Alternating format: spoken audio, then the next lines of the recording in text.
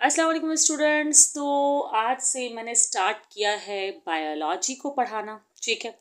अब क्यों बायोलॉजी को पढ़ाना स्टार्ट किया है? इसलिए क्योंकि बायोलॉजी मेरा सब्जेक्ट है, इसको मैंने अच्छे से पढ़ा है, लेकिन वैसे मेरा फेवरेट सब्जेक्ट मैथ्स है। स्टार्ट करते हैं बायोलॉजी।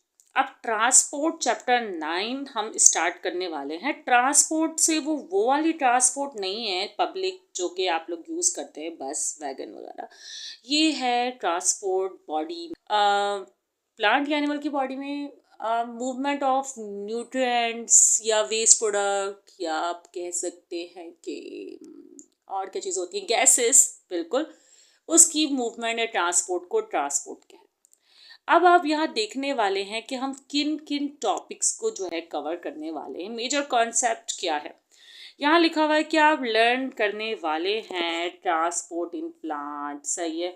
और आप लर्न करने वाले हैं water and iron Uptake, transport transpiration, और मतलब प्लांट के बारे में आप कुछ लर्न करेंगे। और फिर यहाँ पर आप देख रहे हैं कि ट्रांसपोर्ट इन मैन के बारे में जिक्र हो रहा है, तो वो लर्न करेंगे आप लोग।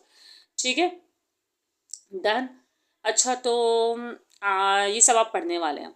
अब मैं इसी तरह पीडीएफ में नहीं आपको पढ़ाने वाली हूँ, ये सारे टॉपिक्स आपको कॉन्सेप्ट बाय कॉन्सेप्ट पढ़ाने वाली हूँ, और आप लोग को वो वीडियोस जल्दी मिल जाएंगी विद डायग्राम, और बहुत क्लियर कॉन्सेप्ट के साथ मैं आप लोग को पढ़ाने वाली हूँ।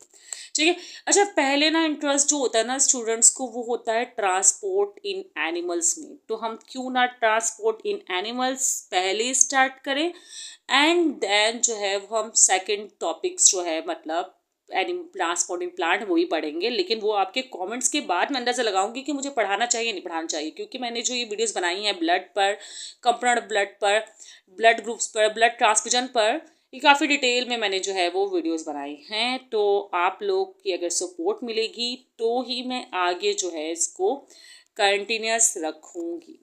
ठीक है। अच्छा, अब डायरेक्टली यहाँ diffusion, passive transport, active transport, इस तरह के टॉपिक सारे हैं, ये मैं आपको बता दूंगी, आप बेफिक्र रहिए। जो तस्वीर बना दी भाई कि ट्रांसपोर्ट इस तरह होती है, कुछ नहीं होता।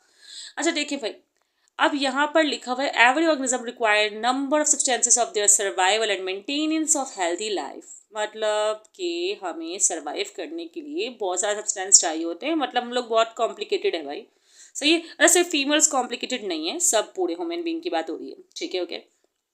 कह रहे हैं कि रॉ मटेरियल। अच्छा, रॉ मटेरियल क्या होता है? जैसे कि हमें बिरयानी बनाने के लिए कुछ रॉ मटेरियल चाहिए होता है ना, लाइक चावल, तेल, मसाले। इस तरह हमारी बॉडी में एटीपीज बनाने के लिए भी रॉ मटेरियल चाहिए होता है, like protein, carbohydrate and different gases, और डिफरेंट नहीं, ऑक्सीजन। ठीक है। अच्छा, तो अब क्या हो रहा है कि organism does not require transport system but if the distance is too long. अच्छा, डिस्टेंस लॉन्ग होने की वजह से ट्रांसपोर्ट सिस्टम की ज़रूरत होती है। जैसे फॉर एग्जाम्पल अब मुझे पड़ोस में जाना हुआ, तो मुझे ट्रांसपोर्ट सिस्टम की क्या ज़रूरत है?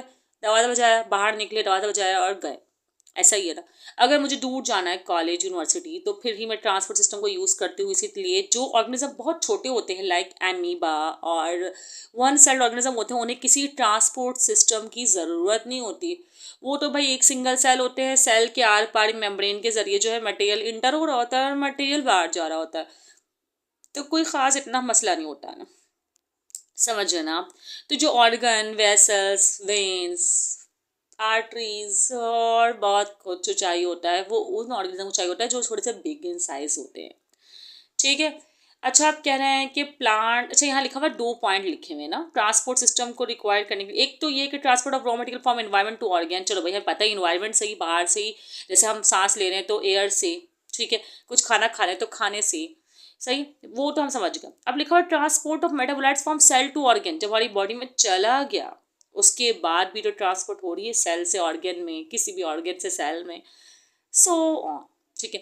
अच्छा, यहाँ कह रहे हैं कि प्लांट्स जो होते हैं ना वो ऑटोट्रॉफ होते हैं, सिंथेसाइज कर सकते हैं ऑर्गेनिक बायोमॉलिक्यूल को फ्रॉम इनऑर्गेनिक मॉलिक्यूल से। बिल्कुल हम जानते हैं प्लांट ऑटोट्रॉफ होते हैं। प्लांट ऑटोट्रॉफ होने की वजह से ही तो हमें फूड मिल रहा है, वही तो प्रोड्यूसर्स हैं, वही तो सनलाइट से एनर्जी लेकर जो है वो क्या कहते हैं हमें एनर्जी प्रोवाइड कर रहे हैं। ठीक है।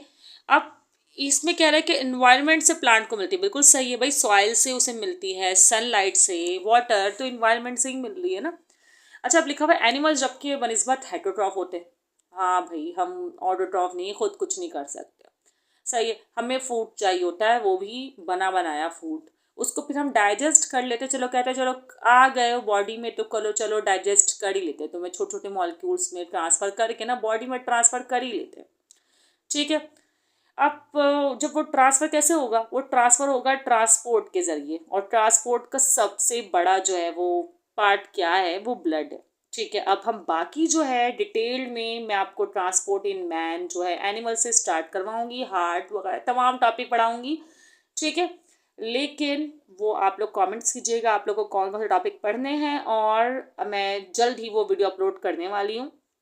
ठीक है, वैसे तो इसमें हार्ट लास्ट में, लेकिन ना मैं सोचूं मैं आपको हार्ट पहले पढ़ाऊँ। ठीक है, ताकि आपको अच्छे से समझ में आ जाए। चलें ठीक है स्टूडेंट्स, वीडियो पसंद आई हो तो लाइक कर दीजिएगा। अभी आप लोग बोलेंगे हमने पढ़ाया है क्या है, किस बात के लिए लाइक करें, अरे लाइक तो करिए आप लोग, बट दिल बड़ा कीजिए।